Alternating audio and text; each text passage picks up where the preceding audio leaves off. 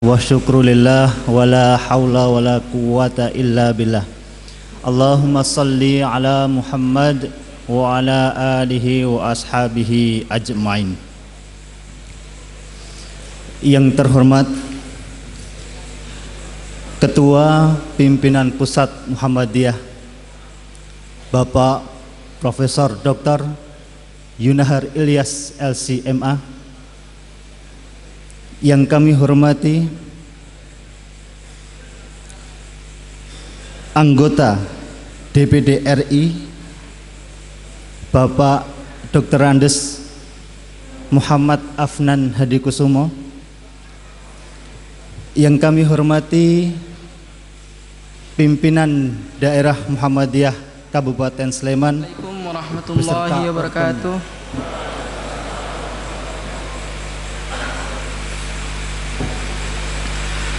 A'udzu billahi minasy syaithanir rajim. Bismillahirrahmanirrahim.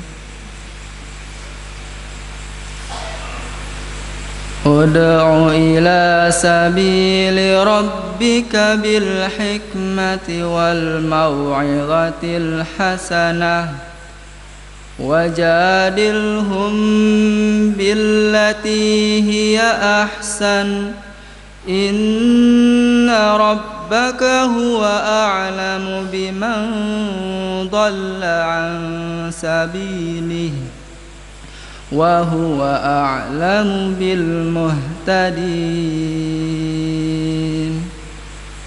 Wa in 'aqabtum fa'aqibu bimithli ma 'uqibtum bih wa la in sabartum lahuwa khairul lis-sabirin. Wasbir wa ma sabruka illa billah wa la tahzan alaihim wa la taku fi dayqin mimma yamkurun. Inna Allaha ma'al ladzina ittaqaw wal ladzina hum muhsinun. Shadaqallahul azim. Assalamualaikum. Yaitu sambutan yang pertama akan disampaikan oleh Ketua Pimpinan Daerah Muhammadiyah Kabupaten Sleman Bapak Harjaka MA, dan sekaligus nanti serah terima ambulan PCM Gamping kepada PDM. Assalamualaikum warahmatullahi wabarakatuh.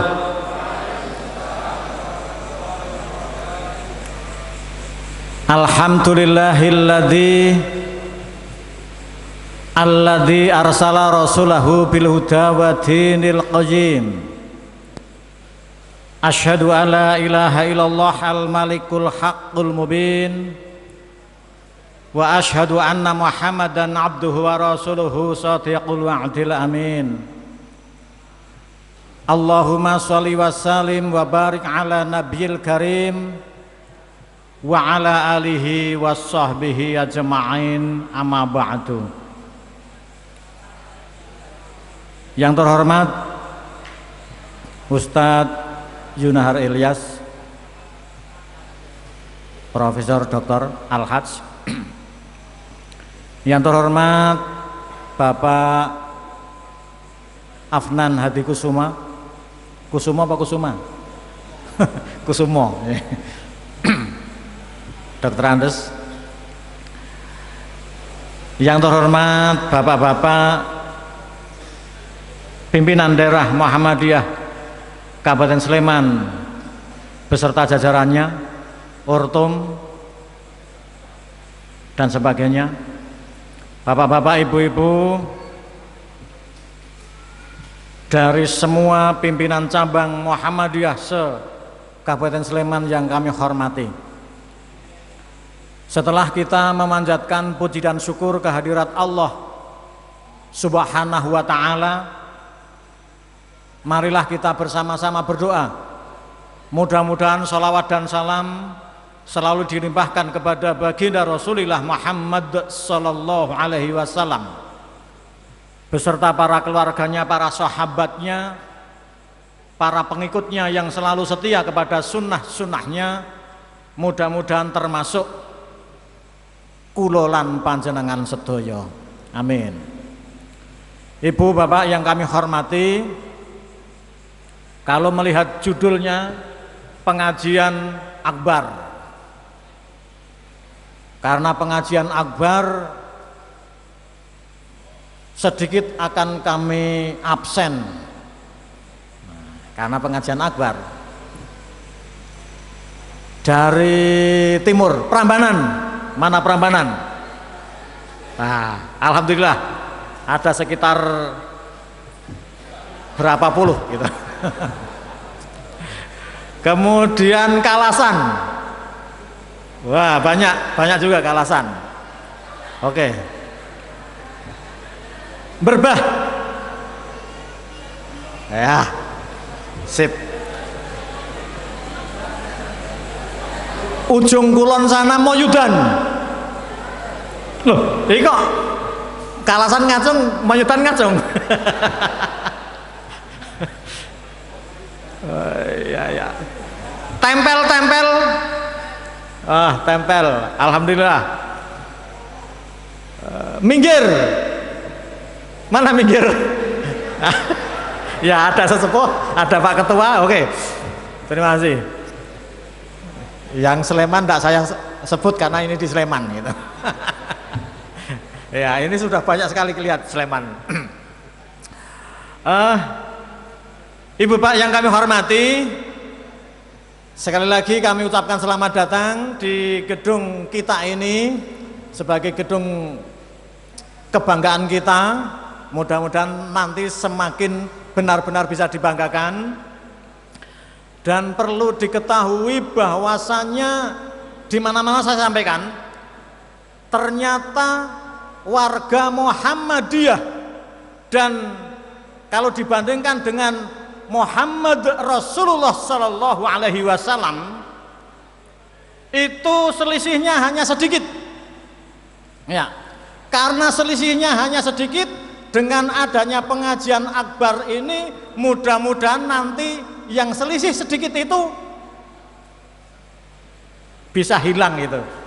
Maksudnya sedikit apa? Maaf, Rasulullah itu dulu sedikit marah, kita sedikit-sedikit marah. Nah, kan berarti hanya selisih sedikit.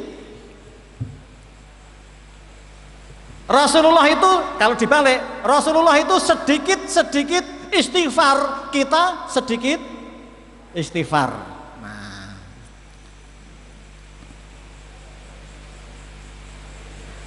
Ini apa? Berarti selisihnya hanya sedikit.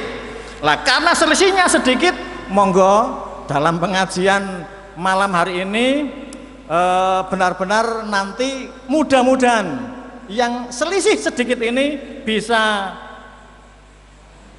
dieliminir sehingga benar-benar dikatakan Muhammadiyah, yaitu pengikut Muhammad. Ini yang paling penting. Dan sekali lagi nanti perlu kita ketahui bersama bahwa pengajian ini merupakan pengajian pembukaan dalam rangka mencetak kader-kader mubalighat di Kabupaten Sleman, sehingga nanti Muhammadiyah itu kalau pas bulan-bulan Ramadan itu kita tidak kesulitan mencari mubaligh dan mubalighat, sehingga nanti dalam pengajian selanjutnya tidak malam Jumat tetapi malam Sabtu, dimulai besok tanggal 12. Yang dikaji adalah kita akan kajian kitab Jadi mudah-mudahan kajian kitab itu benar-benar bisa menjadi bekal bagi kita warga Muhammadiyah, khususnya kader-kader mubalik dan mubalighot.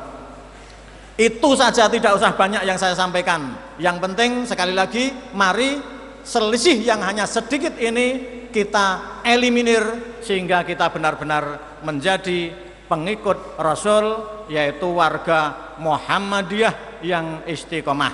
Demikian, tidak banyak yang kami sampaikan, banyak kurang minta maaf. Dan untuk itu selanjutnya dari pimpinan cabang Muhammadiyah Gamping, perlu diketahui bersama, pimpinan cabang Muhammadiyah Gamping memberikan sumbangan berupa ambulan. Jenis apa itu mobilnya? Elf. Mobil yang gede, Elf. Jadi kami ucapkan terima kasih, mudah-mudahan ambulan itu bisa bermanfaat bagi pimpinan daerah Muhammadiyah Kabupaten Sleman, khususnya warga Muhammadiyah pada umumnya, seluruh masyarakat Kabupaten Sleman. Demikian, akhirul kalam, salam, wabillahil hidayati wa taufik. Assalamualaikum warahmatullahi wabarakatuh. Kami mohonkan Bapak Harjaka masih di tempat. Kemudian kami mohonkan kepada Bapak Samino M. Gamping untuk maju ke depan.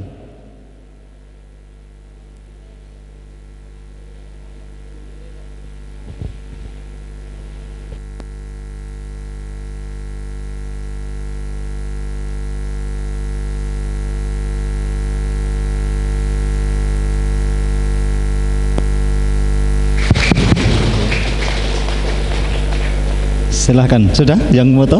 Iya, sampun Bapak.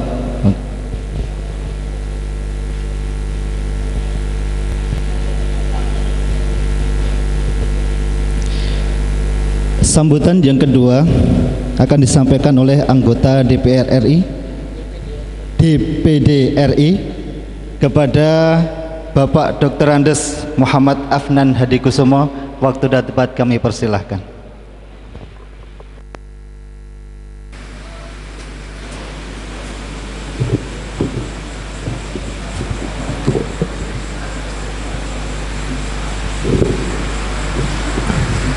Assalamualaikum warahmatullahi wabarakatuh.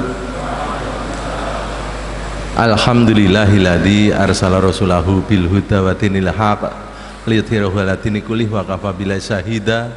Asyhadu an la ilaha illallah wahdahu la syarikalah wa asyhadu anna Muhammadan abduhu wa rasuluh la nabiyya ba'da. Raditu billahi robba wa bil islami dina wa bi Muhammadin nabiyyan wa rasulah. Rabbi zidni ilma waryukni fahma. Amin. Yang saya hormati Prof. Yunahar Ilyas, Wakil Ketua Pimpinan Pusat Muhammadiyah. Yang saya hormati Ketua Pimpinan Daerah Muhammadiyah Kabupaten Sleman beserta seluruh jajarannya. Kemudian Pimpinan Daerah Aisyah Kabupaten Sleman beserta seluruh jajarannya. Kemudian Pimpinan Urtum, organisasi otonom di tingkat Kabupaten Sleman, kemudian pimpinan cabang Muhammadiyah dan pimpinan cabang Aisyah se-Kabupaten Sleman, serta Bapak Ibu yang saya muliakan. Alhamdulillah pada malam hari ini kita dapat berjumpa di tempat ini. Seharusnya saya melakukan reses itu menjaring aspirasi, tapi karena waktunya mepet sehingga cukup 15 menit. Yang penting ikut menyerahkan ambulans yang kedua gitu ya.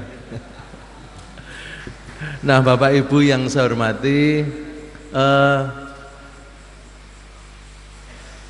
kebetulan fungsi DPD RI itu hampir sama dengan fungsi mubalek ya.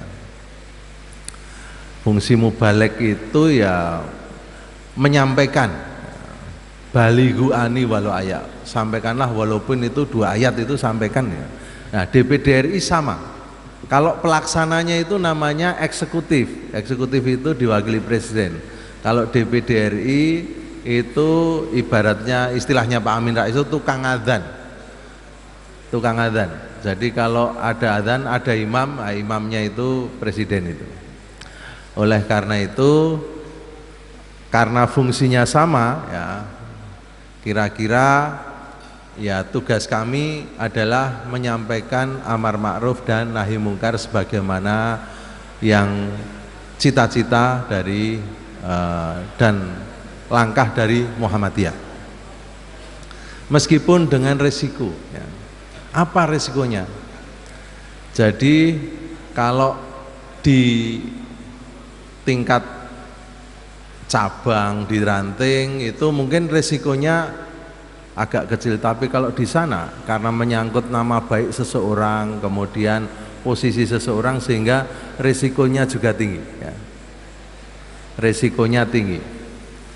Pengalaman saya ketika di DPD RI itu dalam rangka, monggo Pak Parwoto, Sugeng Dalu, monggo benar. Nah, karena ketugasan, yang kedua karena kebetulan saya DPD RI yang direkomendasi oleh Muhammadiyah, maka ketugasannya itu tambah satu, yaitu beramar ma'ruf dan bernahi mungkar di sana. Maka resiko yang harus ditanggung itu banyak. Pengalaman yang sudah saya alami, satu, jadi ketika kita mempertahankan keyakinan, ya, untuk apa? Untuk menjaga agar pejabat negara tidak melanggar aturan, itu dijatuhkan dari atas panggung itu. Kalau kita lihat di televisi nasional, ya, semua televisi bahkan di media cetak juga begitu memberitakan bagaimana nasib anggota DPD dari Dapil DIY yang direkomendasi Muhammadiyah itu dijatuhkan dari atas panggung. Nah, teman-teman itu SMS, ada yang WA, itu banyak sekali yang masuk. Ada yang mau geruduk ke Senayan, saya bilang jangan. Kalau kalian datang ke Senayan, wah ini malah bisa pertumpahan darah. Jangan. Saya ingatkan jangan. Jadi udahlah, nanti biar diurusi secara hukum, ya. Tapi ada juga yang nyentil, awong pendekar tapak suci kok iso ditibake. Nah, ya saya jawabnya, awong manuk we yo iso tibos kon dhuwur kok. Itu belum selesai gitu ya. Ketika kita lapor ke Polda Metro Jaya, itu enggak diselesaikan laporan saya itu, karena kata orang sana, ya, orang kebetulan kita punya teman polisi itu, wis dirampungi mas. Loh, yang merampungkan siapa? Sudah dirampungi dengan ini, ya, dengan tangan yang digesek-gesekkan ini. Itu yang kedua. Kemudian yang ketiga, ya, yang ketiga itu setelah kejadian ruangan saya itu digedor 40 preman dari Indonesia Timur sana, ya. Saya nggak nyebut provinsinya.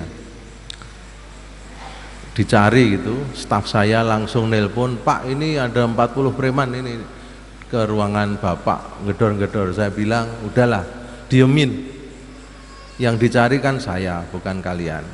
Nah, maka kalau perlu kasih aqua, saya bilang itu. Mungkin dia itu sedang haus, ya. Jadi orang kalau sedang lapar, sedang haus itu biasanya ngamuk. Ngamuknya gedor-gedor pintu. Itu masih belum cukup. Masih belum cukup. Setelah itu, ya, itu karena kita tidak mengakui kepemimpinan orang itu, ketua DPD yang sekarang, maka kemudian uang reses selama 2 kali reses itu ditahan. Kalau tidak bikin surat pernyataan dukungan, itu tidak dicairkan. Akhirnya reses pakai duit sendiri, rumangsane randedit, pancen janjane ya ora. Tapi tak pikir-pikir ini nggak selesai-selesai. Akhirnya saya bilang sama teman-teman yang sefaham, kebetulan yang dari Muhammadiyah itu 7 orang, sama saya jadi 8 orang itu, yang betul-betul amar ma'ruf nahi mungkar di sana. Udahlah gini aja lah, kita pakai model Abu Nawas. Karena disuruh bikin surat pernyataan dukungan, bikin saja. Tapi yang bikin adalah staf-staf kita itu. Kemudian yang di bawah yang tanda tangan juga staf kita. Begitu selesai diberikan kebagian keuangan, uangnya cair. Jadi uang reses itu cair, padahal yang bikin surat pernyataan adalah staf kita. Jadi kalau urusan pengadilan, ya yang menyatakan dukungan bukan kita, ini staf kita. Karena ini masih ada satu urusan di PT UN, belum putus ini, belum kelar, tentang keabsahan pimpinan di DPD RI. Nah, saudara-saudara yang saya hormati, bapak-bapak, ibu-ibu yang saya muliakan, pengalaman saya ketika ngaji di tempat Pak Jindar dan Pak AR Fahrudin ya. Kalau Pak AR itu setiap malam Jumat di Cikditiro, kalau Pak Jindar itu setiap malam Rebu di Gerjen. Jadi kita yang datang, bukan beliau-beliau yang undang. Ini sangat membantu kita, terutama ketika kita ingin berdakwah ya, di beberapa tempat itu, sehingga membuka nalar kita ya, bisa berdakwah dengan baik, dengan argumentasi yang cukup, dengan dasar yang kuat. Waktu zaman saya itu sedang heboh-hebohnya Syiah. Jadi kalau Syiah sedang ribut sekarang ini wis telat. Zaman saya masih muda, waktu itu masih kuliah tingkat 2 saya itu. Itu wis ribut masalah Syiah, tapi dengan penjelasan ya. Waktu itu kita ngaji di tempat Pak Jindar itu modalnya sudah cukup untuk menjawab hal yang berkaitan dengan Syiah itu. Jadi kita berani berdebat dengan mahasiswa yang pro sana. Nah, saya kira dalam konteks ini bapak-bapak, ibu-ibu yang saya hormati, sebagai ujung tombak dakwah Muhammadiyah, sangat tepat sekali ketika pimpinan daerah Muhammadiyah mengadakan kajian rutin di gedung pimpinan daerah Muhammadiyah ini. Untuk bekal apa? Bekal dakwah kita, supaya kita juga lebih paham ya, dengan berbagai persoalan yang terjadi di lingkungan umat kita. Persoalannya itu tidak akan berkurang, tapi pasti bertambah ya, karena umur dunia ini semakin tua, ini ya persoalannya juga semakin banyak. Saya tidak akan bicara politik meskipun saya dari lembaga politik, karena nanti lebih banyak ke Ustadz Yunahar yang akan mengkaji keagamaan. Saya kira itu dulu dari saya. Saya berharap nanti bapak-bapak, ibu-ibu itu jangan mereteli, karena pengalaman kami ketika ngaji di tempat Pak Jindar itu awalnya banyak itu 25 orang, kemudian mengalami kemajuan gitu, kemajuan softnya itu, jadi tinggal 4 orang. Tinggal 4 orang saja, yang satu kemudian lari ke jamaah tablek, jadi tinggal 3 orang. Nah, bapak ibu yang saya hormati, saudara saya yang saya muliakan, terakhir ya, saya kira ini sangat tepat kajian ini, dan saya sangat berharap nanti muncul dari sini tokoh-tokoh ustadz atau ustadzah yang melegenda gitu sampai tingkat nasional, sehingga jangan hanya itu saja ustadz dan ustadzahnya itu, semakin banyak semakin bagus, semakin menasional juga semakin bagus. Kurang lebihnya mohon maaf, billahi taufik wal hidayah. Wassalamualaikum warahmatullahi wabarakatuh. Selanjutnya saya ingin menyampaikan sesuatu untuk PDM Kabupaten Sleman. Monggo Pak Ketua. Ketua Majelis Tablik PDM Sleman, yang terhormat Bapak Afnan Hadikusumo, anggota DPD DIY, Bapak-bapak dan ibu-ibu hadirin yang berbahagia. Bayangan saya itu kelas khusus beberapa orang gitu ya. Jadi begitu melihat ramai begini saya agak kaget. Wah, ini tablik akbar. Karena judulnya di surat itu tahu Mas Dr. Arif ini mengatakan semacam kuliatul mubalighin. Bayangan saya paling-paling 20-30 orang di dalam kelas. Ternyata sampai mungkin ada 200 orang ini mungkin ya. Ini khusus pembukaan banyak-banyak begini apa seterusnya? Ini yang hadir ini untuk pembukaan apa untuk seterusnya? Sebab rencananya mau 50 kali. Jadi kalau hadir pembukaan harus hadir 49 kali lagi. Tapi mungkin saya kira tidak semuanya ya, tidak semuanya akan ikut. Yang mempersiapkan diri untuk menjadi atau yang dipersiapkan untuk menjadi mubalik ya Muhammadiyah. Memang kemarin pleno pimpinan pusat Muhammadiyah itu meminta kepada Majelis Tablik untuk memperbanyak mubalik dengan cara mengadakan kursus-kursus singkat mubalik. Kita kembali ke zaman dulu, zaman Pak AR dan sebelumnya itu ada kursus mubalik ya. So kalau kita tunggu dari PUTM Pendidikan Ulama Tarjih tamatnya sekali 4 tahun, pendidikannya selama 4 tahun dan tidak banyak. Kita tunggu dari Fakultas Agama Islam jurusan KPI juga tidak banyak. Padahal Muhammadiyah membutuhkan banyak mubalik. Mubalik baik mubalik di atas mimbar, lebih-lebih lagi mubalik yang fasih bermedia sosial. Karena untuk zaman sekarang media sosial itu sangat efektif. Kita bisa melihat betapa banyaknya orang yang berdakwah melalui media sosial. Saya kira Ustadz Abdul Somad juga terkenal melalui media sosial ya.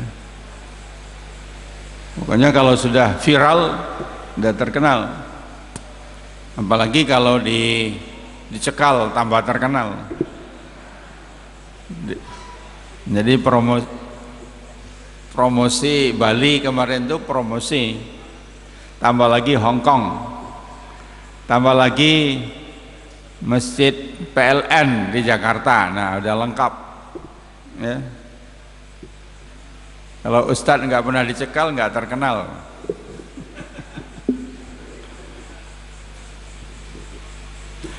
Jadi memang penting sekali kita sekarang ini melahirkan mubalik-mubalik dan juga ustadz-ustadz, mufti-mufti. Ketua Majelis Tarjih Pimpinan Pusat Muhammadiyah Bapak Profesor Samsul Anwar pernah mencoba menghitung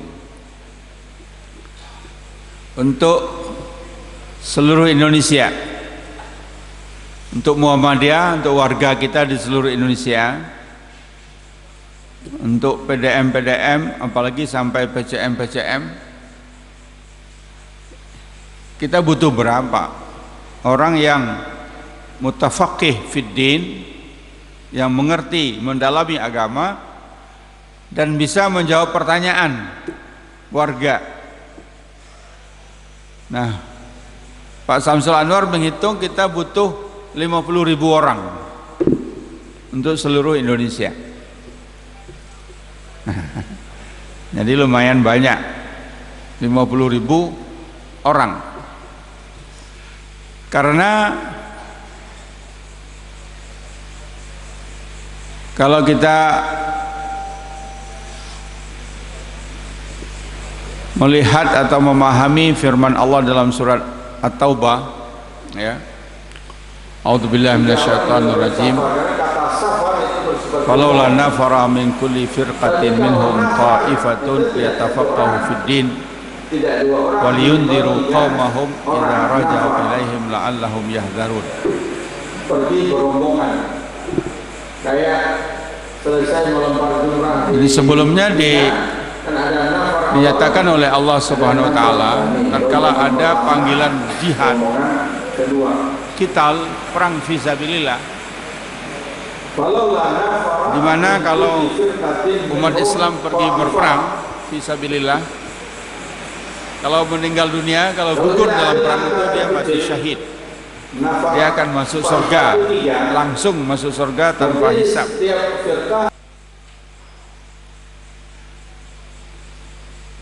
Walaupun demikian besar pahala, begitu penting jihad fisabilillah, tapi Allah mengatakan tidak boleh semuanya pergi jihad, nggak boleh semuanya pergi berperang. Maka nal mu'minuna liyanfiru kafatan, tidak harus orang-orang beriman pergi semua. Falaula nafara min kulli firqatin minhum ta'ifatun liyatafaqahu fid din. Ada di setiap firqah itu ada ta'ifah. Nah, mari kita lihat istilahnya. Ada firqah, ada ta'ifah. Ta'ifah itu lebih kecil daripada firqah. Harus ada ta'ifah, dan ta'ifah itu tidak satu orang, karena kalimat yang digunakan nafara, nafar itu rombongan. Kalau dalam bahasa Arab rombongan itu minimal 3. Jadi kalau satu orang pergi safara, 2 orang juga boleh safara, 3 orang juga boleh safar, karena kata safar itu bersifat umum. Tapi kalau nafar itu tidak 1 orang, tidak 2 orang, minimal 3 orang. Nafar, pergi berombongan. Kayak selesai melempar jumrah di Mina, kan ada nafar awal, ada nafar tsani, rombongan pertama, rombongan kedua. Falaula nafara min kulli firqatin minhum ta'ifah. Kalau kita ambil angka terkecil, nafar ta'ifah itu 3, berarti di setiap firqah ada 3 orang. Nah, sekarang untuk konteks Muhammadiyah, firqah itu apa? PWM, setiap wilayah 3 orang, terlalu sedikit, nggak cukup. DIY 3, Jawa Timur 3, Jawa Tengah 3, Jawa Barat 3, nggak cukup.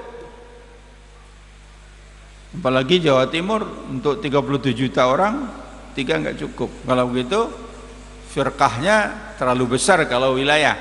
Begitu PDM, pimpinan daerah. Pimpinan daerah juga luas. Misalkan Sleman, apa Sleman bisa dilayani oleh 3 orang? Nggak cukup kan? 3 orang mendalami agama, tempat bertanya untuk seluruh warga Muhammadiyah di Sleman, nggak cukup. 1 pergi ke Bantul, mana Bantul? Sana. Sana. 1 lagi Gunung Kidul, sana. Saya kok kehilangan arah di sini. 1 lagi Kulon Progo, udah habis. Jogja belum kebagian, Sleman belum kebagian. Kalau begitu mungkin turunkan lagi firqah itu, bukan daerah tapi cabang. Nah, setiap cabang ada 3 orang. Saya kira cabang-cabang tertentu kewalahan juga kalau 3 orang. Kalau diturunkan lagi tiap ranting 3 orang, itu baru oke, 3 orang setiap ranting. Nah, kalau untuk seluruh Indonesia lebih dari 50.000 orang. Pak Samsul Anwar itu menghitung sampai tingkat cabang kita butuh 50.000 orang. Nah, kalau 50.000 orang ini kualifikasinya harus betul-betul faqih, betul-betul alim, nggak bisa kita mencapainya. Dari mana coba kita menghasilkan 50.000 orang itu dari mana? PUTM 2 kelas, PUTM laki-laki, PUTM perempuan. Satu kelas mungkin satu angkatan 30 orang. Taruhlah tiap tahun tamat 60 orang, baru 60. 10 tahun baru 600. 100 tahun baru 6.000. Mungkin Sobron. Nah, Sobron juga satu kelas, 2 kelas, satu kelas laki-laki, satu kelas perempuan. Mana lagi? Malang, mungkin Jawa Timur, mungkin yang lain-lain. Oleh sebab itu, kalau memang kita siapkan yang betul-betul mutafaqih fiddin sampai tuntas, tidak bisa memenuhi kebutuhan. Maka salah satu cara untuk mengatasi itu adalah kita memperbanyak mubalik. Ya, mubalik. Tidak harus mendalam ilmunya. Mubalik itu tidak harus sampai ke tingkat faqih alim. Kalau sampai ke tingkat faqih alim ditarjih, biar pergi ke tarjih. Tapi kalau majelis tabligh cukup mubalik. Bahkan kalau perlu belajar malam, besok pagi sampaikan, nggak apa-apa. Ya, kita lebih dulu tahu 1 malam, atau habis subuh kita belajar, jam 9 kita sampaikan juga boleh, nggak masalah. Karena sambil bertabligh itu sambil menambah ilmu.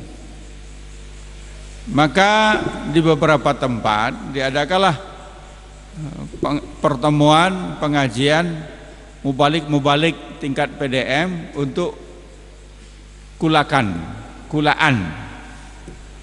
apa kulakan? Kulaan. Misalkan di Majelis Tabligh Korok Mubalik Malang, mereka kumpulkan mubalik 1 bulan sekali.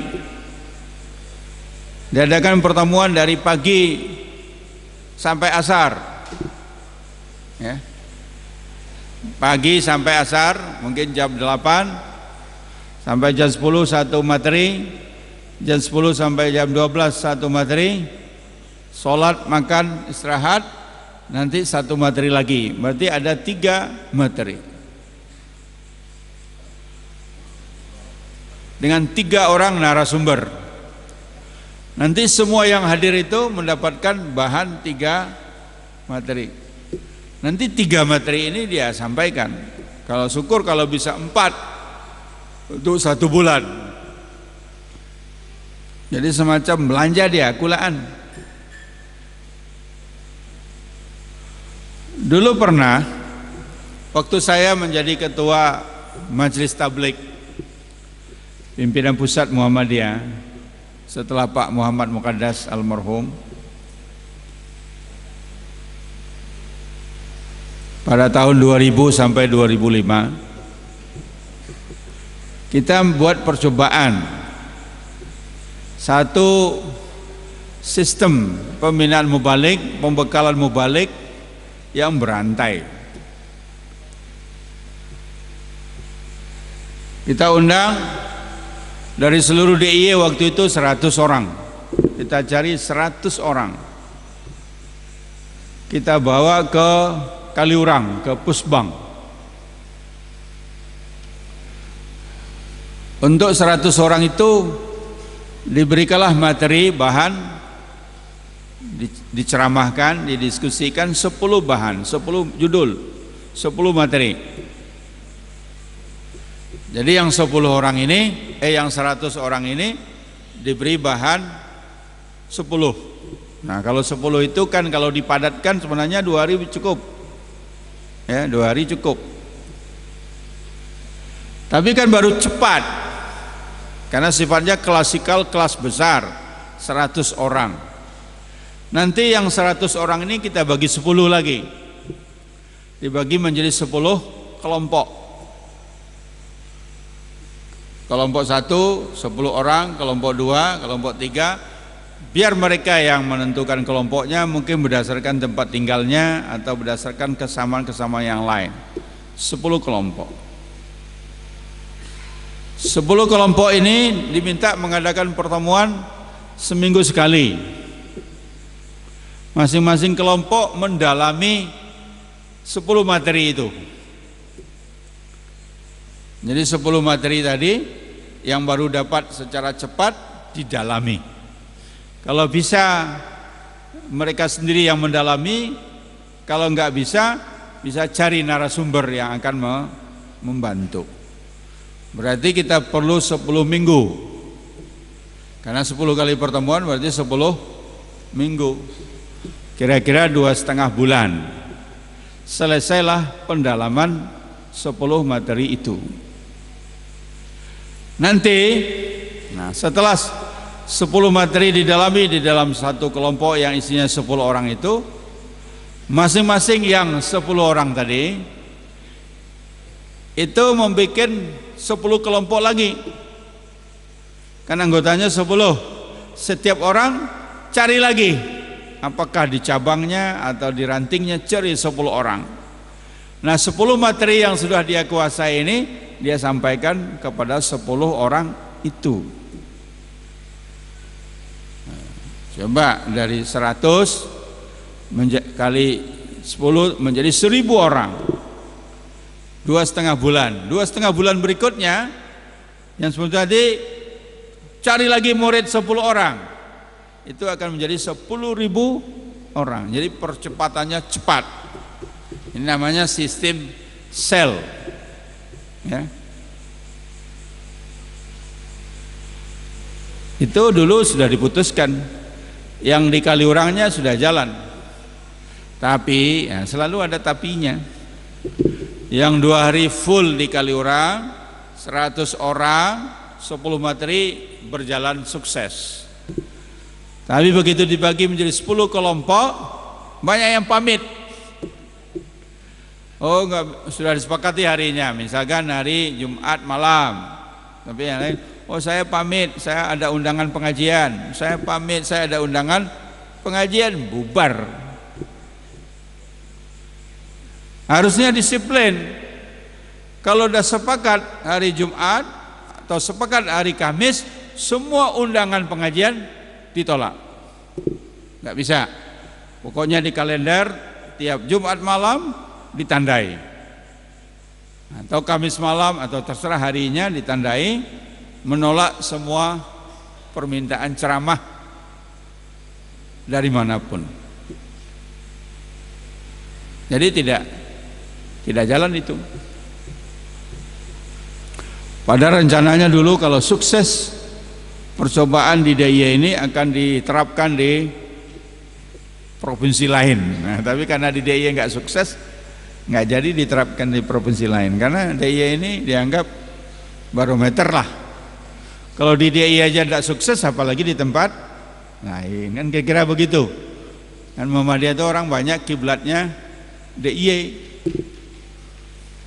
Kalau bisa dijalankan di DIY, insya Allah bisa dijalankan di tempat lain. Kalau nggak bisa dijalankan di DIY, ya apalagi di tempat lain. Apalagi yang jaraknya jauh-jauh. Kalau DIY ini kan praktis tidak terlalu jauh. Ya. Antar satu PDM dengan PDM yang lain kan praktis nggak sampai 10 jam toh. Kemana yang sampai 10 jam?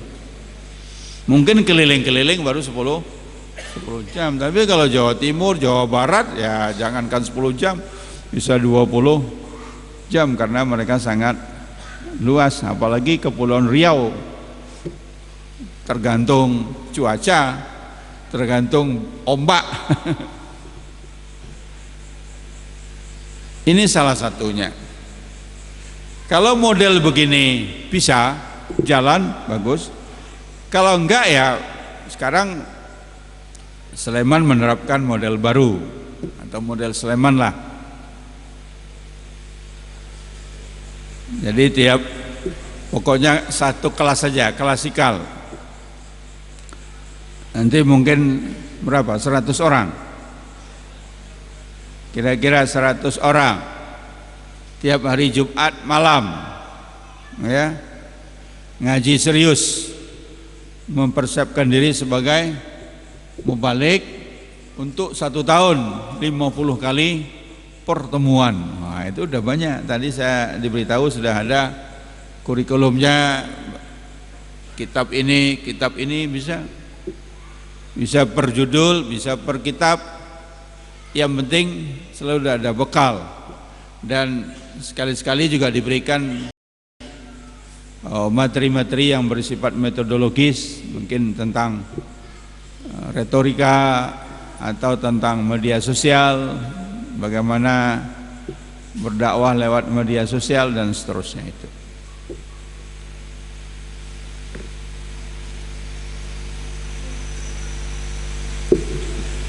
Hadirin berbahagia,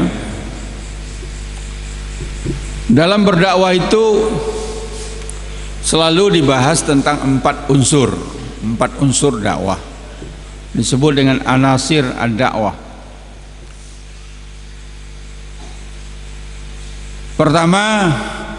Unsur yang pertama adalah unsur pelakunya, dai atau daiyah.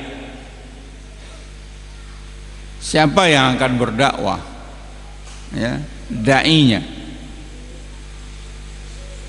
Kalau daiyah itu lebih berat lagi, karena daiyah itu tak di belakang itu bukan tak muannas menunjukkan perempuan, tapi tak mubalaghah menunjukkan bahwa orang ini benar-benar berdakwah.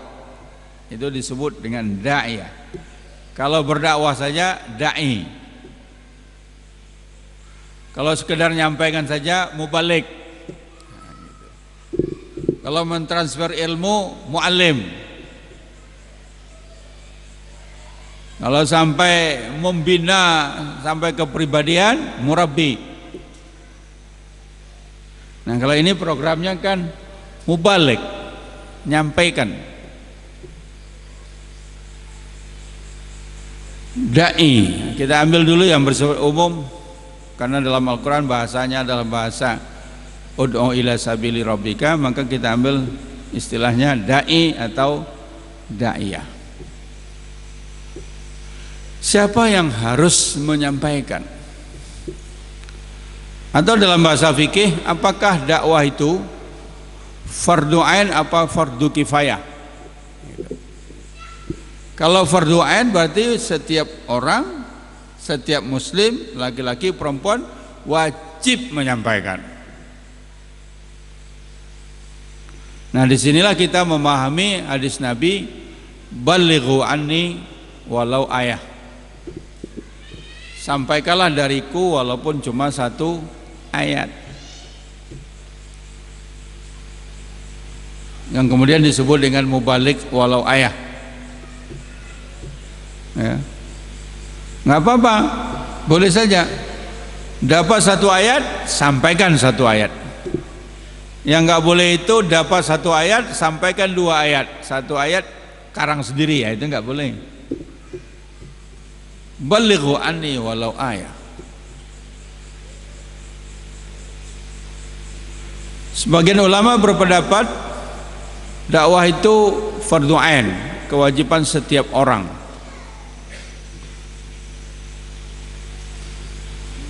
Dalam surat Ali Imran 104 yang disebut-sebut sebagai ayat Muhammadiyah itu, wal takun minkum ummatun yad'una ilal khair wa ya'muruna bil ma'ruf wa yanhauna 'anil munkar wa ulaika humul muflihun.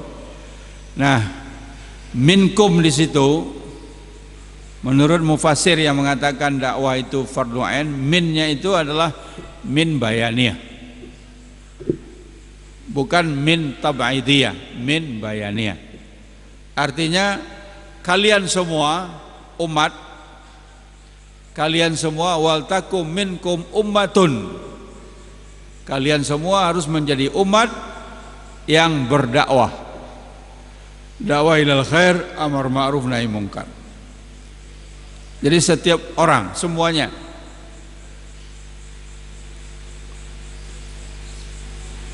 Tapi kalau minnya itu adalah min tab'idiyah,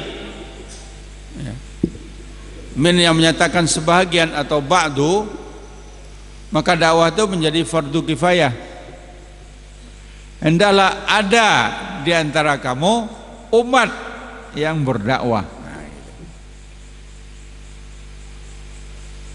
Makanya organisasi Muhammadiyah ini adalah umat yang berdakwah, melepaskan kewajiban umat Islam yang lain, fardu kifayah.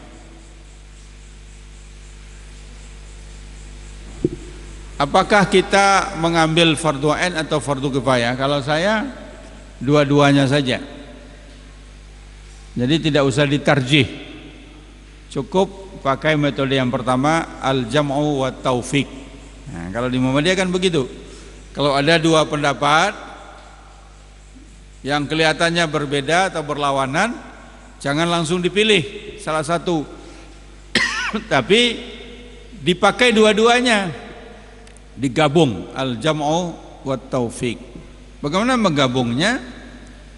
Dakwah itu fardhu ain sesuai dengan kemampuan masing-masing. Bahagian yang kita tidak mampu dikerjakan oleh orang lain sehingga dia menjadi fardu kifayah.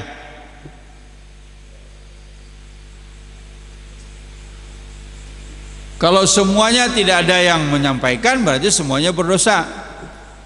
Tapi kalau sudah ada sebagian yang menyampaikan, maka dia telah melepaskan kewajiban yang lain.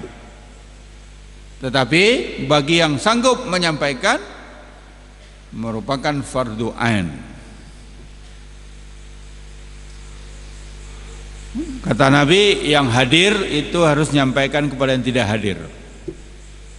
Jadi Bapak Ibu yang hadir malam ini sampai di rumah, sampaikan kepada yang tidak hadir. Kalau istrinya yang hadir, sampaikan kepada bapaknya. Kata Nabi, fal yuballigh asy-syahidu al-ghaiba. Hendaklah yang hadir menyampaikan kepada yang tidak hadir. Oleh sebab itu memang perlu dicatat, ya. Kalau enggak dicatat, diingat. Kalau enggak dicatat dan tidak diingat, nah sampai di rumah apa yang mau disampaikan? Kalau kebetulan ustadznya lucu, ya itu sajalah yang disampaikan, lucu pokoknya.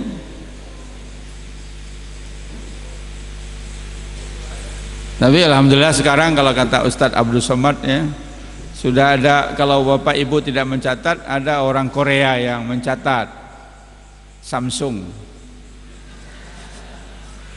Ada orang Jepang yang mencatat, Sony. Tapi tidak ada orang Hong Kong katanya.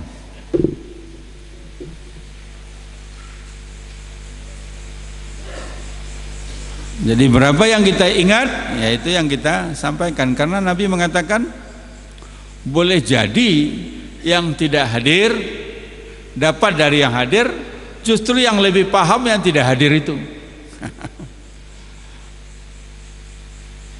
Ya, rubba, boleh jadi yang tidak hadir awa, lebih paham daripada yang hadir.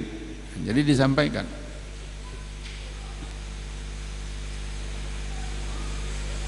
Ini yang pertama.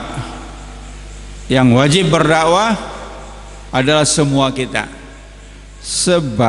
setiap individu wajib berdakwah, wajib menyampaikan ajaran Islam sebatas kemampuannya. Kalau dia tidak mampu, ya tidak disampaikan, biar yang lain yang menyampaikannya.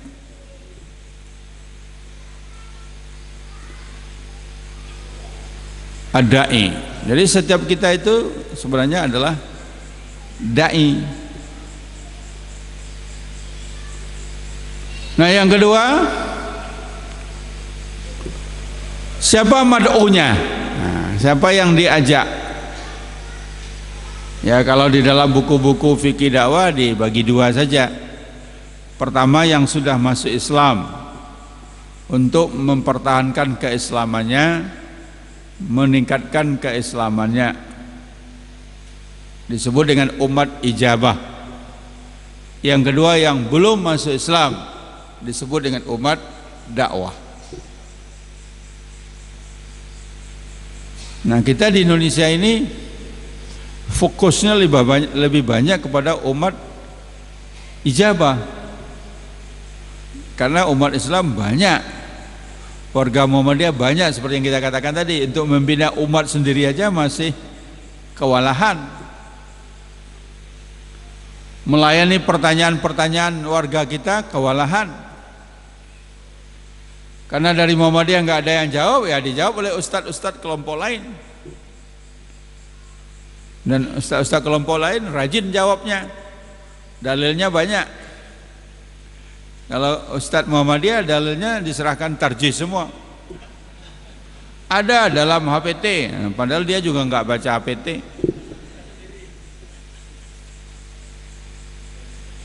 Ya. Itu gejalanya sekarang begitu.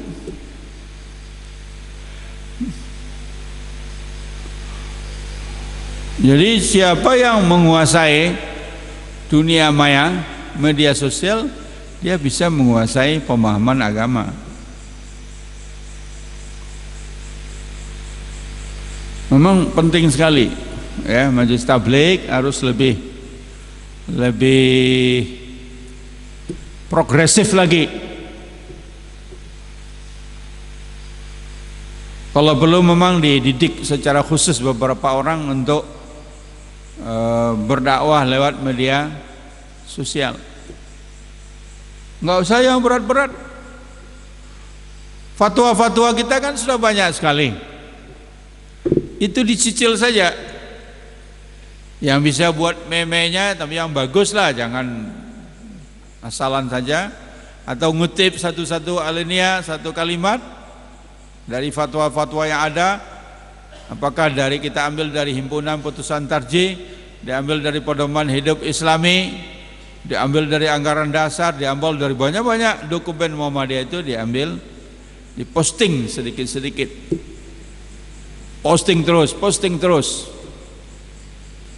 Kalau dia punya grup WA, diposting di grupnya. Kalau grupnya itu punya anggota 100, masing-masing anggota posting lagi ke grup sebelah, posting lagi. Nah, sekarang kan begitu, sehingga nyebar, rebutan mengisinya. Kalau kita diam, yang benar diam, yang batil berulang-ulang kali, lama-lama yang batil dianggap benar. Jadi kalau kita melihatnya yang beredar itu salah, ada khurafatnya, ada bid'ahnya, tapi kita tidak kirim yang benar, ya lama-lama itu yang dianggap benar.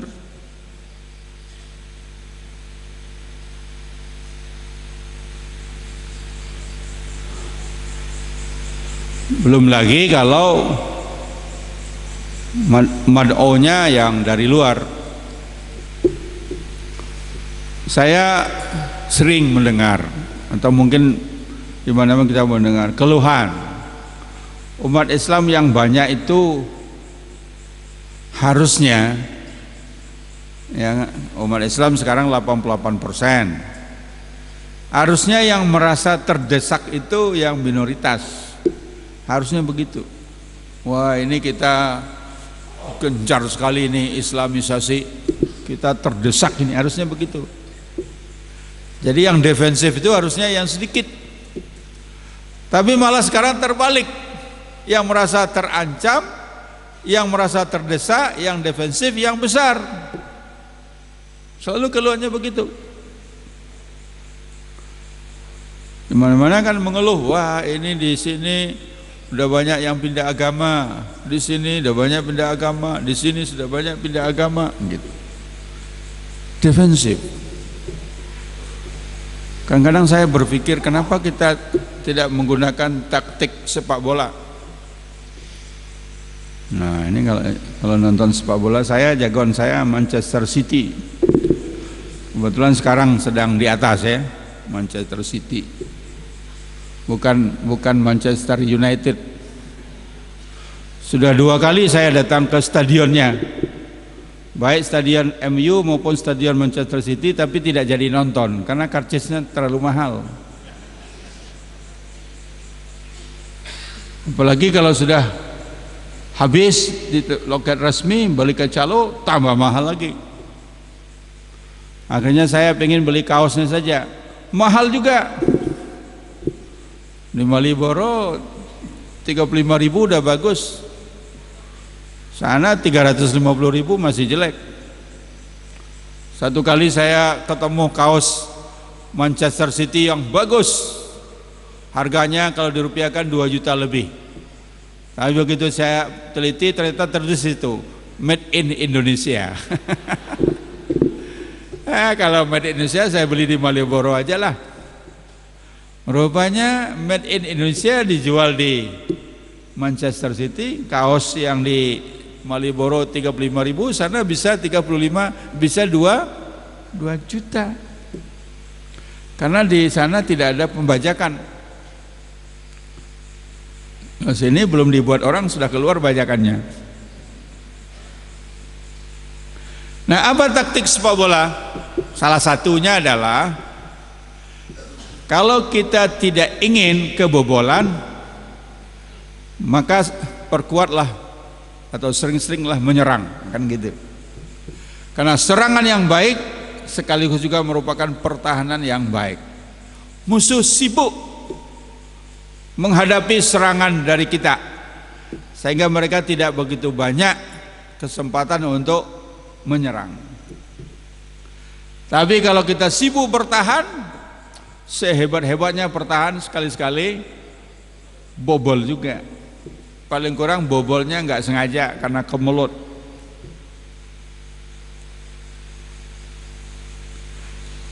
Saya sampaikan di rapat pimpinan Majelis Ulama Indonesia, gimana kalau kita serukan merubah strategi.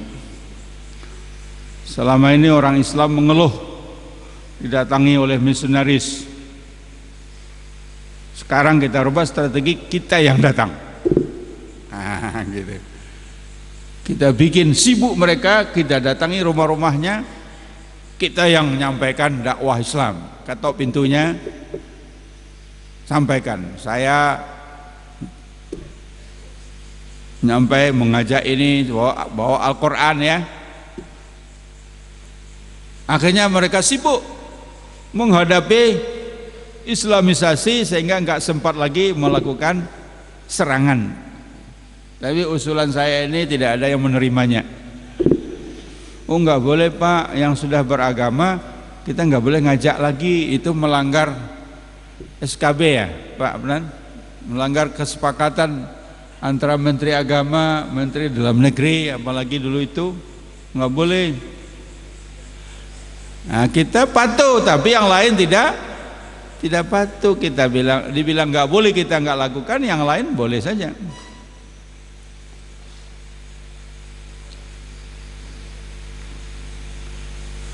Jadi memang ada keprihatinan, ada kekhawatiran jumlah umat Islam semakin lama semakin menurun.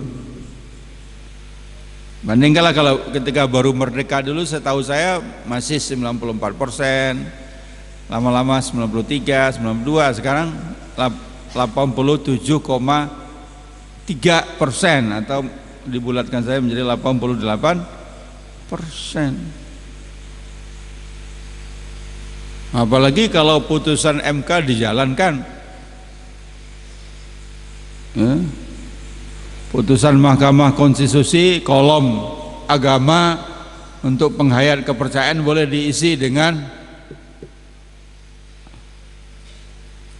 penghayatan apa namanya itu, kepercayaannya. Wah, itu bisa berbahaya juga. Pertama, masalah apakah kepercayaan itu sama dengan agama, itu aja sudah melanggar konsensus. Kalau agama harus memenuhi syarat-syaratnya, tidak bisa semua kepercayaan jadi agama. Satu, harus ada konsep tentang Tuhan, siapa Tuhannya. Yang kedua, ada konsep tentang hari akhir. Terus yang ketiga, ada konsep ibadahnya. Dan keempat, harus bersifat global. Kalau cuma satu kampung percaya sesuatu terus diakui, nanti bisa banyak sekali. Ini yang nggak dipahami oleh Mahkamah Konstitusi. Padahal yang mengajukan itu kata Pak Busro Mukarra cuma 4 orang. 4 orang ngajukan. Perasaan 4 orang dipertimbangkan, tapi yang 200 juta lebih diabaikan oleh MK. Katanya putusan MK itu final dan mengikat. Nah, lalu mau apa? Sehingga Pak Haidar mengatakan MK mau menyamai Tuhan, ya, mau menyamai Tuhan, putusannya nggak boleh dirubah. Apakah MK itu anggotanya malaikat semua? Kalau malaikat ya dijamin nggak salah, tapi kalau 9 orang apa bisa dijamin benar terus? Anda yang mengatakan kalau begitu kita ajukan lagi, tapi saya dapat penjelasan kalau ditolak baru boleh diajukan lagi. Misalkan orang menolak pasal tentang penodaan agama, hukum pidana terhadap penista agama, itu ada yang mengajukan supaya dibatalkan, tapi ditolak oleh MK. Diajukan lagi sekali lagi, tolak lagi, ajukan lagi, tolak lagi.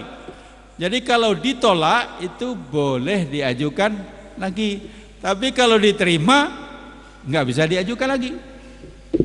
Nah, ini masalahnya diterima, lalu kita ajukan lagi tidak bisa. Tapi kalau ditolak, yang lain bisa mengajukan kembali. Nah, ini ujian untuk pakar tata negara. Jadi kata Pak Haidar, kalau ada orang khawatir kalau DPR konspirasi membuat sebuah undang-undang, padahal DPR itu 500 orang lebih. Kalau MK cuma 9 orang, mana yang lebih mudah berkonspirasi, 500 apa 9? Lebih mudah 9, nggak usah 9, cukup 5 orang saja, yang 4 sudah kalah. Kayak kemarin 4 orang dissenting opinion, 5 enggak, menanglah yang 5 itu.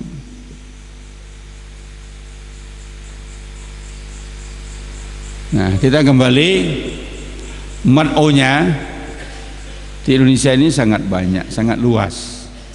Bagi kita, untuk warga kita saja belum bisa terpenuhi kebutuhan mereka, apalagi untuk yang keluar. Kadang-kadang saya kalau baca, misalkan baca surat Ali Imran, banyak sekali dalam surat Ali Imran dialog dengan ahlul kitab yang harusnya dialog itu mereka baca, tapi kapan mereka bisa baca? Kita yang harus menyampaikan. Kapan kita bisa menyampaikan? Untunglah di Amerika, di Eropa mereka baca sendiri. Kayak di New York misalkan, setelah peristiwa 9/11 ya, tahun 2001, gedung kembar ditabrak oleh pesawat Kemudian Islam jadi tertuduh teroris. Akhirnya Presiden Amerika George W. Bush pidato-pidatonya sering menyebut Islam and terorisme, Islam and terorisme, Islam and terorisme. Walaupun tidak nuduh, tapi nyebut dua sejalan itu terus seolah-olah nuduh Islam sumber terorisme. Tapi wa makaru wa makarallah wallahu khairul makirin. Ya. Mereka boleh merencanakan yang buruk untuk Islam, tapi Allah balasnya. Apa yang terjadi? Islam menjadi populer. Satu saat datanglah ke Majelis Ulama Indonesia wakil sekjen Rabita Alam Islami. Dia cerita waktu haji lihat bule haji, bule beneran dari Amerika. Jadi bukan Bangladesh, bukan India, bukan Pakistan, bukan Arab, bukan Indonesia, bule beneran haji. Dia berkenalan, dia sapa, gimana ceritanya Anda bisa menjadi Muslim? Dia bilang, saya masuk Islam karena George Bush, presiden saya. Saya sejak lahir sampai peristiwa 2011 itu belum pernah kenal Islam, tidak pernah dengar Islam. Tapi presiden kami nyebut terus Islam and terorisme, Islam. Lalu saya tertarik. Apa itu Islam itu? Saya tanya-tanya, akhirnya tunjukkan orang, itu ada kitab sucinya. Apa? Al-Quran, the Holy Quran. Saya beli kitab suci itu. Saya pelajari, wah ternyata saya tertarik. Lalu saya masuk Islam. Berarti menurut dia yang mengajak saya masuk Islam itu Presiden Bush. Secara tidak langsung.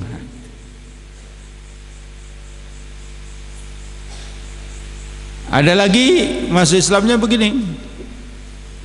Sering diberitakan di Amerika bom bunuh diri. Ya, orang Islam itu pasang bom di badannya, jaket, kemudian naik bis, dia ledakkan, mati, tapi dia juga mati. Naik pesawat, mati, tapi dia juga mati. Masuk restoran, mati, dia juga mati. Itu namanya bom bunuh diri. Nah, mereka kagum itu. Wah, agama apa ya kok bisa membuat orang mau mati? Kita di Amerika ini jangankan mau mati, suruh ke gereja aja nggak mau. Kosong gereja.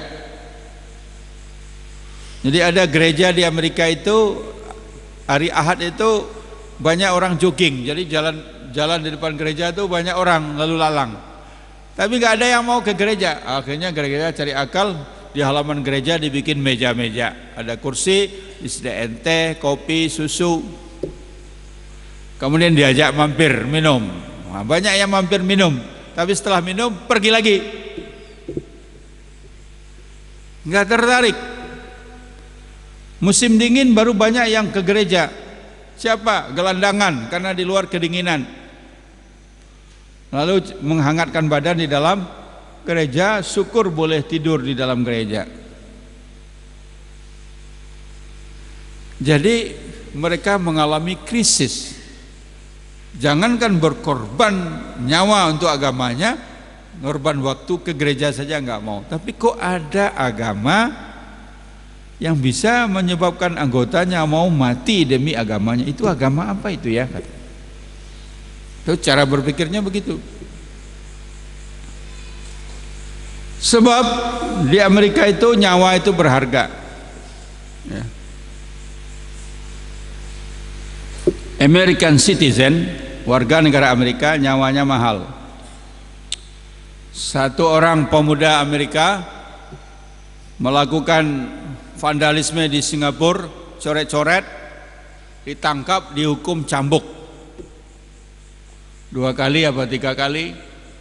Itu Presiden Amerika sampai nelpon Perdana Menteri Singapura minta supaya warganya tidak dicambuk. Nah, gitu mahalnya nyawa satu warga Amerika. Beda dengan warga Indonesia, mau digantung orang, dipancung orang, di sini masih banyak kok gitu. Stok masih banyak ya. Jangankan warga Amerika, anjing Amerika saja itu harganya mahal, nyawanya mahal. Anjing tapi American.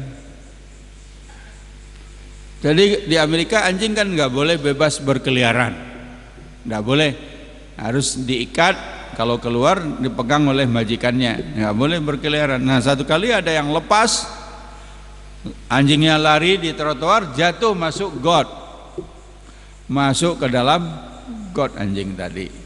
Ditelepon orang pemadam kebakaran, datanglah segera mobil pemadam kebakaran, masuklah petugas ke dalam got, menyelamatkan seekor anjing. Di luar sudah banyak wartawan datang, wartawan TV, koran. Begitu pemadam kebakaran, petugas pemadam kebakaran keluar menggendong anjing yang masih selamat itu, di-shoot. Kemudian besok keluar di headline koran, ya, pahlawan penyelamat anjing Amerika. Kalau di Kauman dilempari anjing. Ya, masih begitu ya di Kauman? Enggak.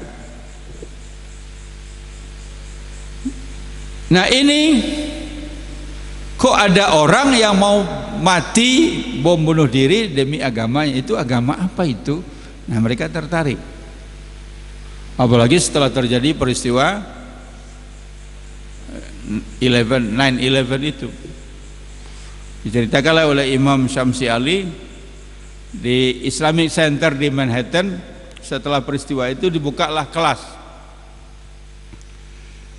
karena mesti banyak orang datang ke sana memaki-maki. Mereka datang ke Islamic Center maki-maki, marah-marah, Islam pembunuh, Islam teroris, macam-macam. Lalu mereka udah siap, jadi kalau mereka datang maki-maki, marah-marah, jangan dilayani, persilahkan aja masuk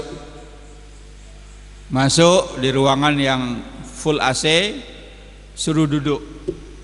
Karena kata Nabi kalau orang marah berdiri, suruh duduk. Nah setelah duduk marahnya turun sedikit, langsung kasih Coca-Cola dingin, tambah dingin marahnya. Habis itu baru dengarkan mereka ngomong, dan jangan dibantah, nggak usah dibantah, dengarkan saja. Setelah itu minta alamat emailnya, jelaskan melalui email, jangan waktu itu juga dijelaskan. Maka nanti dikirimlah jawabannya, penjelasannya melalui email. Akhirnya mereka tertarik, terus datang lagi, maka dibukalah kelas, ya, tiap hari Sabtu, namanya Islamic Forum for Non-Muslim, forum Islam untuk non-Muslim. Lama-lama ada yang masuk Islam, mereka tetap datang, maka nama forumnya diganti Islamic Forum for Non and New Muslim. Jadi forum Islam untuk yang belum dan yang sudah masuk Islam. Nah dari situlah kata Ustadz Syamsi Ali, rata-rata tiap minggu 2-3 orang masuk Islam di sana. Buku yang paling laris di Amerika itu Al-Quran. Buku yang paling laris Al-Quran. Makanya waktu saya ke Amerika dulu di Washington itu diminta oleh orang-orang Minang yang ada di Washington. Jadi di Washington itu ada orang meninjau sampai 70 orang di sana. Satu kampung pindah sana semua. Nah lalu dia minta saya, bisa nggak dikirim ke sini pendekar tapak suci yang alim agama dan pandai bahasa Inggris. Nah, waktu itu saya cari-cari, ada pendekarnya nggak pandai bahasa Inggris, ada yang bahasa Inggris bisa, agama bisa, nggak pendekar. Jadi cari yang tiga-tiga itu agak sulit, ya. Jagoan tapak suci, pendekar, bahasa Inggris lancar, agama alim. Nah, itu belum terpenuhi permintaan itu. Ini peluang dakwah bagi Muhammadiyah keluar. Kalau di Mesir sekarang oleh PCM sudah dibuka kursus tapak suci orang-orang Mesir, laki-laki perempuan pakai baju merah.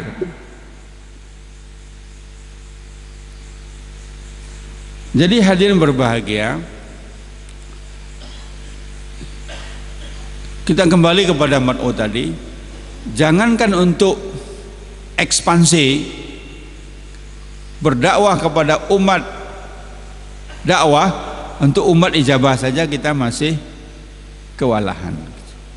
Nah, di sini sekali lagi pentingnya acara atau program kursus, apa istilahnya? Kursus atau apa? Pelatihan, pengajian, kursus lah, semacam kursus 1 tahun setiap minggu. Nah, yang ketiga, metode dakwah. Jadi yang pertama dibicarakan itu adalah dai-nya siapa, kita siapkan. Yang kedua mad'unya. Nah, yang ketiga metodenya, tariqatud dakwah, metode.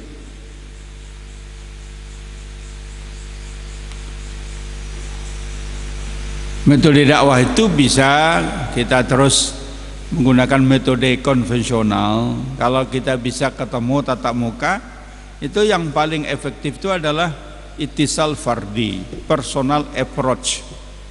Jadi dakwah yang efektif itu ada dakwah personal approach, pendekatan pribadi. Kalau kita majikan, kita pimpinan, misalkan punya toko, nah pemilik tokonya berdakwah kepada anak buahnya. Kalau di kantor, dia jabat di kantor, dia bisa dakwah kepada anak buahnya. Pribadi nggak usah ceramah, ittisal fardi, personal approach.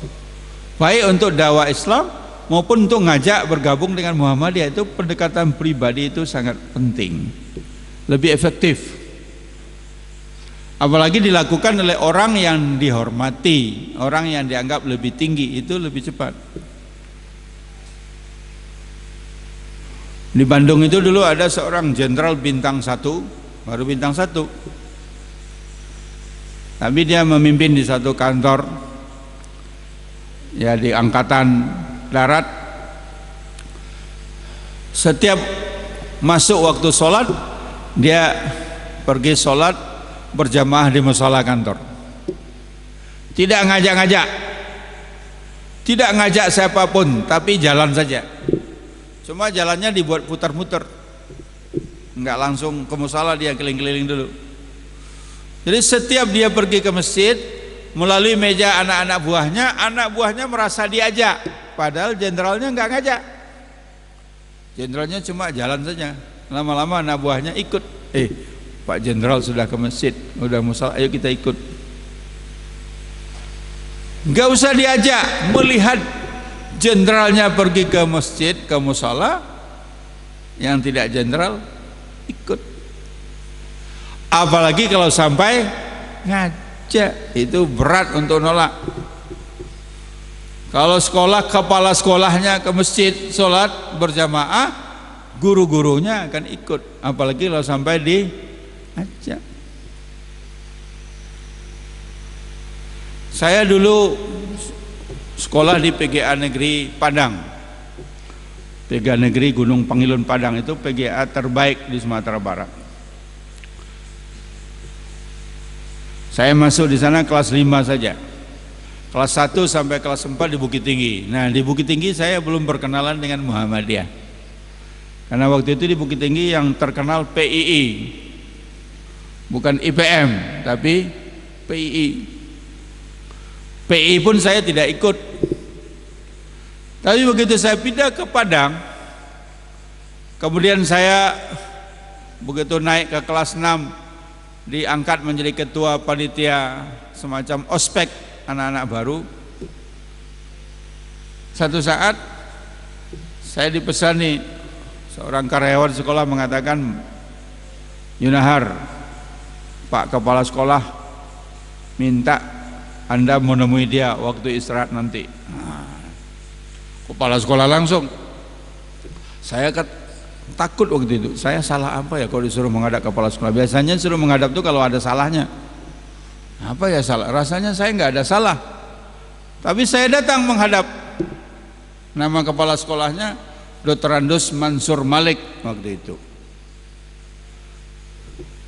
Dia cuma bilang begini, Yunahar, di sekolah ini dulu ada ranting IPM, tapi sudah bubar, nggak ada lagi. Bapak minta Yunahar menghidupkan kembali IPM di sini. Ada sekolah negeri itu. Saya aja nggak tahu waktu itu IPM itu apa. Tapi saya nggak pakai nanya-nanya siapa. Kenapa? Pertama saya bangga diajak langsung oleh kepala sekolah. Itu namanya personal approach.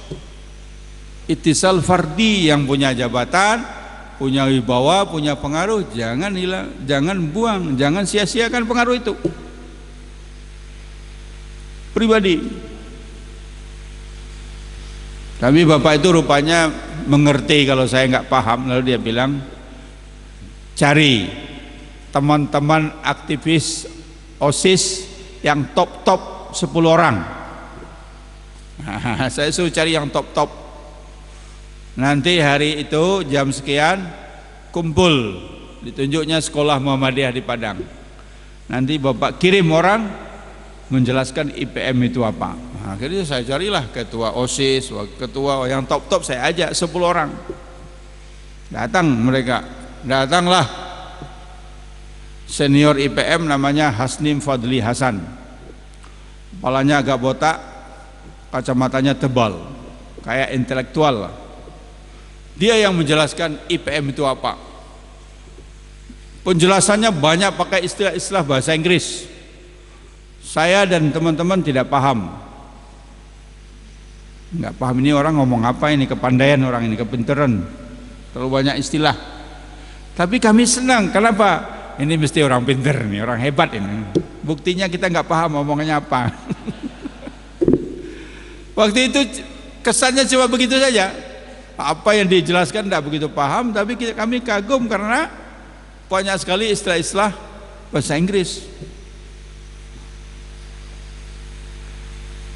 Habis itu langsung diajak bergabung dengan IPM, dilatih. 1 tahun saya aktif di IPM, langsung dapat jabatan Wakil Sekretaris PW IPM Sumatera Barat.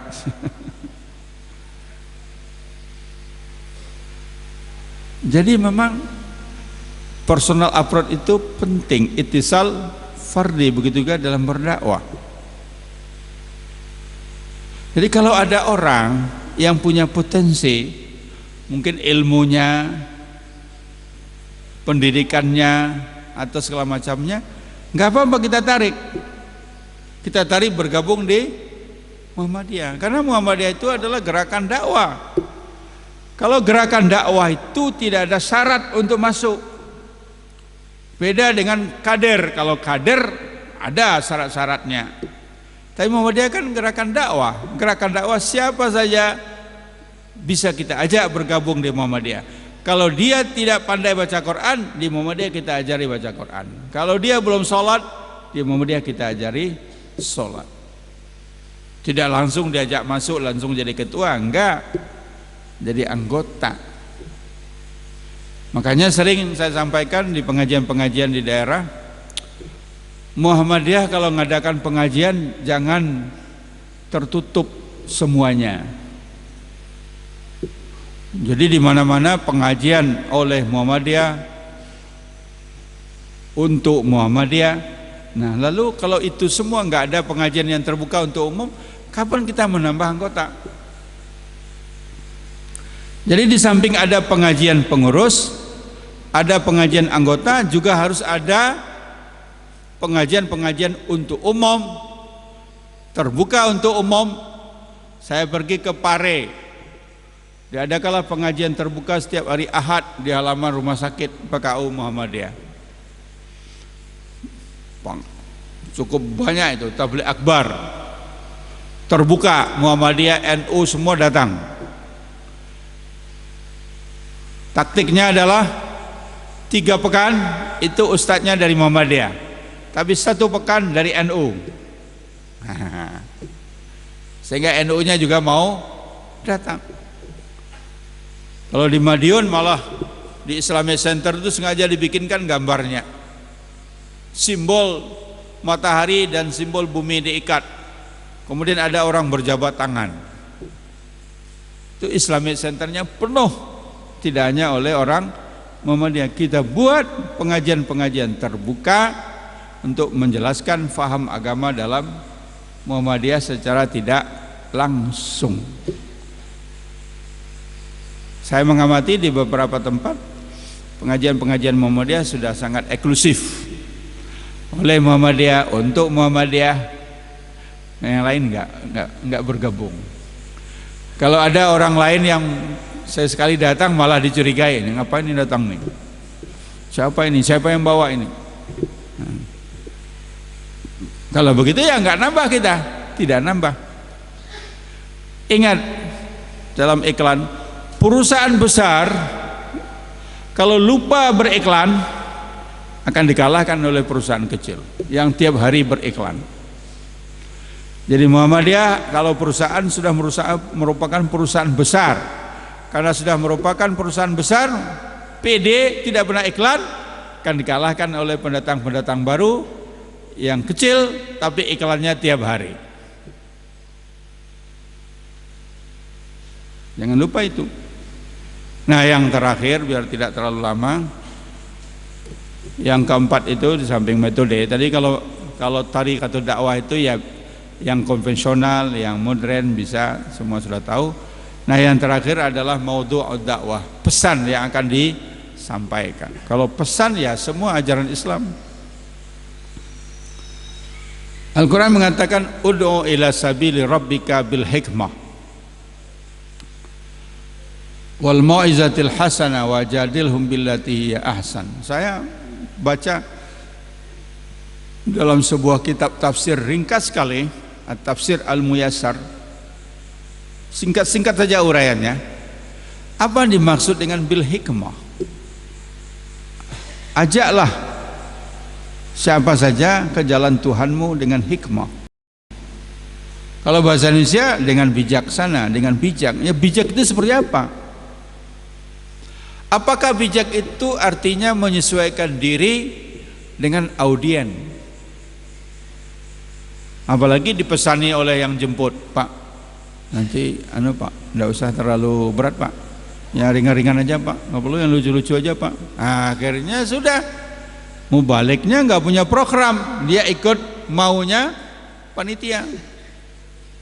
Pak, nanti gini Pak,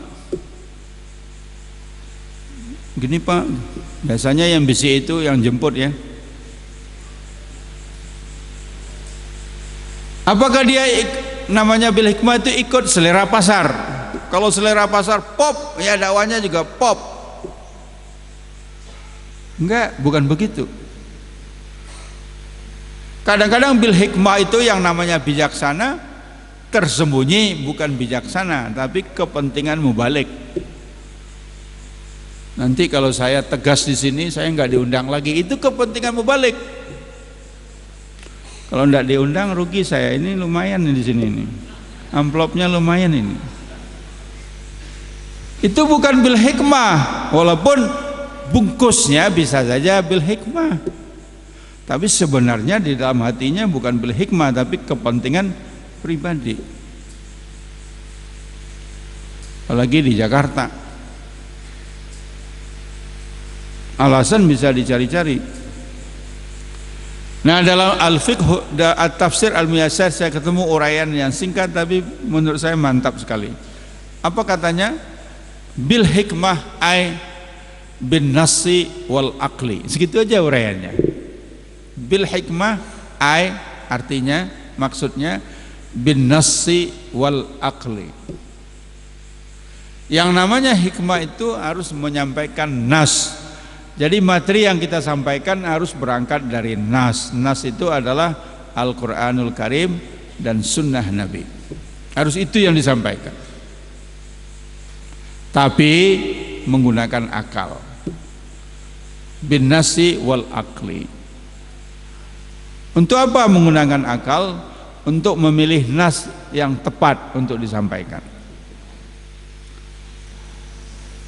Al-Quran disampaikan semua, nggak mungkin sebanyak itu, 6.000 lebih. Ayat yang mana yang mau kita sampaikan? Semuanya benar. Yang mana? Itu akal kita yang memilih. Yang tepat apa? Ini momentumnya apa? Dalam rangka apa? Kalau orang takziah jangan disampaikan ayat la in syakartum la azidannakum wa la in kafartum inna adzabi lasyadid. Ini takziah Pak. Nanti kalau orang syukuran dia sampaikan ayat idza asabathum musibatun qalu inna lillahi wa inna ilaihi rajiun. Tidak cocok. Ada yang datang kakek-kakek yang sepuh-sepuh, ayat yang disampaikan fankihu ma tabalakum minan nisa'i masna wa thulatha wa ruba'. Enggak cocok. Itu untuk anak muda enggak apa-apa, yang orang tua kok disuruh fankihu. Ayat semua. Hadis juga begitu. Yang datang ini orang kaya-kaya, uangnya banyak. Jangan sampaikan hadis inna likulli tasbihatin sadaqah wa likulli tahlilatin sadaqah wa likulli takbiratin sadaqah bal tabassumuka ala wajhi akhika sadaqah. Membaca subhanallah pahalanya sama dengan sedekah. Membaca la ilaha illallah sama dengan sedekah. Membaca Allahu akbar sama dengan sedekah. Bahkan senyum pun sedekah. Itu disampaikan kepada orang-orang kaya. Datang orang minta sedekah, minta sumbangan, dia zikir aja subhanallah, subhanallah. Atau dia senyum-senyum. Kenapa Bapak senyum? Senyum itu adalah sedekah. Enggak cocok. Itu hadis cocoknya untuk orang-orang miskin enggak mampu bersedekah tapi kepingin bersedekah. Karena asbabul urutnya begitu. Mereka datang kepada Nabi, ya Rasulullah, zahaba ahlud dusur bil ujur yusalluna kama nusalli yasumuna kama nasum wa yatasaddaquna bi fadli amwalihim ma nahnu natasaddaqu bihi. Ya Rasulullah, enak ya orang kaya itu, mereka sholat seperti kami sholat, mereka puasa seperti kami puasa, tapi mereka bersedekah dengan kelebihan hartanya. Kami mau sedekah apa? Jadi sedih mereka ini, nggak bisa bersaing dengan orang kaya dalam masalah sedekah. Dihibur oleh Rasulullah. Setiap tasbih sedekah, baca la ilaha illallah sedekah, baca Allahu akbar sedekah, bahkan senyum saja sudah sedekah. Itu cocok untuk orang miskin, tidak cocok untuk orang kaya. Orang kaya apa yang cocok? Ya agak ngancam-ngancam dikit lah, atau diiming-imingi pahala yang berlipat ganda. Masalul ladzina yunfiquna amwalahum kama sali habbatin ambatat sab'a sanabil fi kulli sumbulatin mi'atun habbah. Diiming-imingi pahala yang besar. Kalau tidak mau diiming-imingi ya diancam saja. Innal ladzina yaknizuna adh-dhahaba wal fiddata thumma la yunfiquna fi sabilillah fabashshirhum bi'adzabin alim. Orang-orang yang menumpuk harta emas dan perak, tidak mau berinfak fisabilillah, sampaikan kepada mereka bahwa mereka akan diazab dengan azab yang pedih. Jadi bil hikmah itu bin nasi wal akli. Tetap, maka Muhammadiyah kan kembali kepada Al-Quran Sunnah. Tetap kita nyampaikan ayat, nyampaikan hadis, tapi kita gunakan akal kita untuk memilih tema yang tepat, waktu yang tepat, metode yang tepat. Keberhasilan dakwah Rasulullah itu karena serba tepat. Rasulullah menyampaikan pesan yang tepat kepada orang yang tepat, pada waktu yang tepat, dengan cara yang tepat pula. Kenapa bisa tepat? Karena Allah Subhanahu wa taala yang membimbingnya. Enggak usah pakai konsultan, enggak usah pakai penelitian-penelitian, dan semua sudah jadi dengan bimbingan dari Allah Subhanahu wa ta'ala. Nah, saya kira demikian.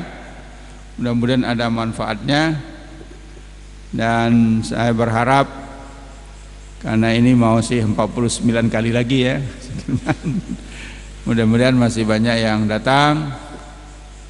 Ini program yang baik. Ada yang akhir pekan, yang pokoknya apakah mau akhir pekan, mau sebulan sekali, mau terserah saja, yang penting kita menyiapkan mubalik dalam bentuk kursus yang cepat. Apakah mau bikin acara kulakan kayak yang saya ceritakan tadi juga bisa. Mudah-mudahan ada manfaatnya. Billahi taufik wal hidayah. Assalamualaikum warahmatullahi wabarakatuh.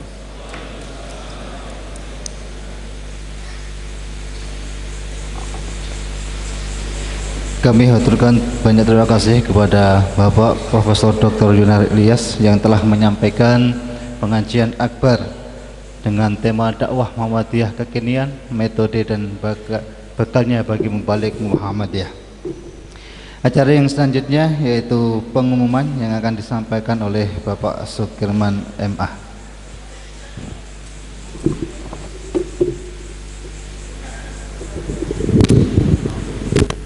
Assalamualaikum warahmatullahi wabarakatuh.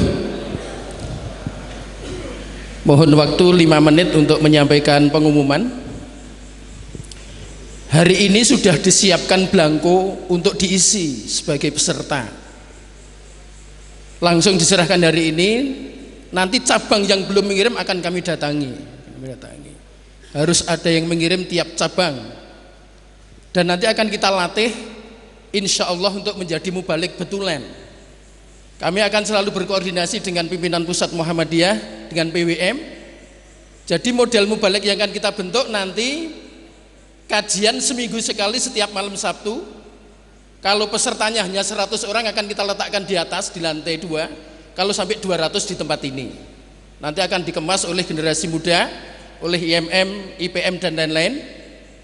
Tempatnya akan disesuaikan sesuai dengan pendaftar. Dalam waktu-waktu tertentu akan dilatih seperti dulu zamannya Pak A.R. Fahrudin. Sesekali calon mubalik itu diajak mendampingi, sesekali diberi waktu 10 menit, sesekali diminta menjadi MC dan lain sebagainya. Dalam 1 tahun kita akan selalu seperti itu, dicoba seluruhnya. Targetnya 170 kalau bisa. Tapi kalau nanti yang mendaftar cuma 100 tidak apa-apa. Kalau 100 bisa di lantai 2, kalau 200 di tempat ini. Materi-materi yang akan disampaikan yang pertama tafsir. Akidah ya. Akidah nanti insya Allah buku rujukannya bukunya Ustadz Yunahar tentang akidah yang akan disampaikan. Salah satu penceramahnya nanti ustadznya kita ngambil dari mantan direktur NBS Pak Nasirul Ahsan yang baru saja pulang dari Mesir. Nanti ada satu lagi dari pimpinan pusat yang akan kita hadirkan. Kedua nanti tentang manhaj tarjih akan kita mohonkan dari majelis tarjih pimpinan pusat Muhammadiyah. Ada lagi nanti tentang fikih juga sudah kita siapkan ustadzahnya. Berikut juga ada tahsinul Quran. Jadi nanti yang setengah 8 sampai jam 8 akan dilatih membaca Al-Quran biar bacaannya bagus, bacaannya keras ya, bacaannya keras dan lain sebagainya. Harapannya nanti selama 1 tahun akan terbentuk Korp Mubalik Muhammadiyah Kabupaten Sleman, akan niru Malang ya, niru Malang.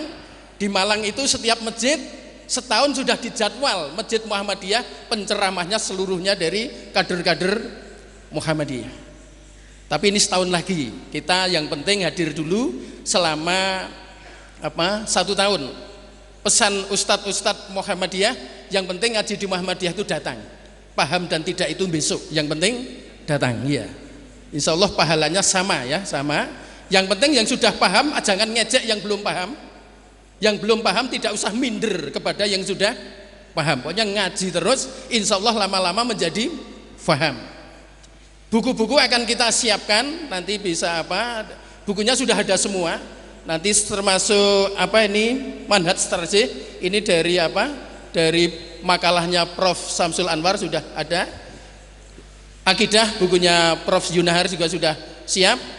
Lantas nanti untuk fikih sudah ada, nanti termasuk HPT dan lain sebagainya disiapkan. Mohon betul momen ini diperhatikan dan diikuti. Insya Allah hal-hal tertentu akan dibiayai oleh PDM. Ngoten Pak Arjogo? Iya. Insya Allah PDM Sleman akan nyembadani untuk membentuk mubalik tahun ini dengan harapan setahun lagi Sleman betul-betul terjadi mubalik handal. Pak Arifudin punya pesan, ini Pak Arifudin cucu mantunya Pak A.R. Fahrudin. Beliau mengatakan kita akan mencetak mubalek petarung. Nah, petarung itu seperti apa? Besok kita hadirkan lagi Ustadz Yunahar. Sesekali nanti kita hadirkan Prof. Samsul dengan harapan apa yang dikehendaki oleh Muhammadiyah nanti akan kita mohonkan definisinya seperti apa dari bapak-bapak dari pimpinan pusat Muhammadiyah. Untuk itu jangan ketinggalan, mulai malam ini bisa mulai mendaftarkan supaya PDM bisa mulai berbenah sebenarnya santrinya berapa akan kita persiapkan tempatnya. Minggu depan malam Sabtu sudah akan kita mulai untuk pengajian yang perdana. Kalau cuma 20 ya cukup di apa? Iya. Tapi hari ini tadi saya dengar yang daftar sudah 50, berarti nanti kalau tambah 50 sudah apa?